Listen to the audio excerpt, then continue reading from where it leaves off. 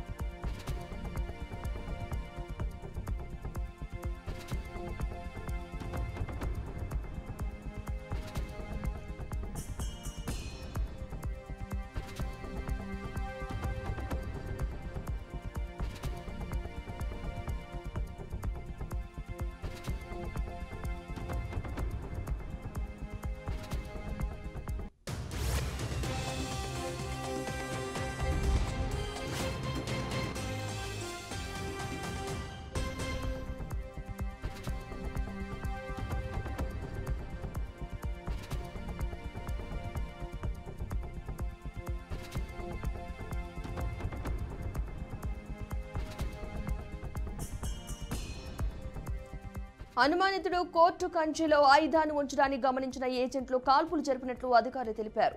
దీంతో సదరు వ్యక్తి పారిపోయాడని పోలీసులు వెంబడించి అతన్ని పట్టుకున్నట్లుగా చెప్పారు.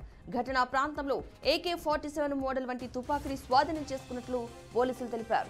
ఇక ఈ ఘటనలో ఎవరికి ఎలాంటి గాయాలు కాలేదన్నారు. అయితే ట్రంప్ను లక్ష్యంగా చేసుకుని ఈ కాల్పులు జరిగాయా అనే విషయంపై స్పష్టత రావాల్సి ఉందన్నారు. ఈ ఘటనపై కేసు నమోదు చేసుకుని దర్యాప్తు చేపట్టినట్లు సీక్రెట్ సర్వీస్ అధికారులు చెప్పారు.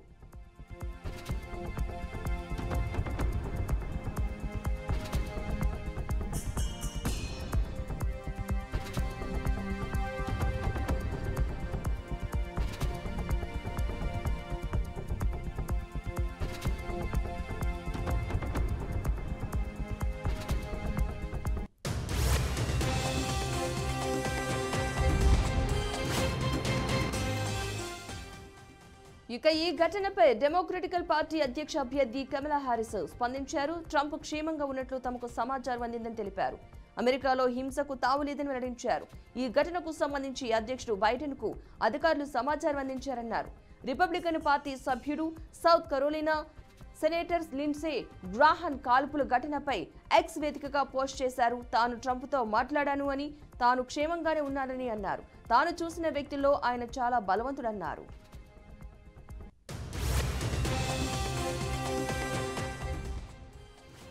గత జూలైలో ట్రంప్ పెన్సిల్వేనియాలోని బట్లర్లో ఎన్నికల ప్రచార సభలో ప్రసంగిస్తూ ఉండగా థామస్ మాథ్యూ క్రూక్స్ అనే యువకుడు కాల్పులు జరిపారు. ఈ కాల్పులో ట్రంప్ కుడి చెవి పైభాగం నుంచి తూటా దూసుకెళ్లింది. ఇక వెంట్రుక వాసిలో ఆయన మృత్యువును తప్పించుకున్నారు. ఈ ఘటనపై ప్రపంచవ్యాప్తంగా ఒక్కసారిగా షాక్ గురయ్యారు అందరూ.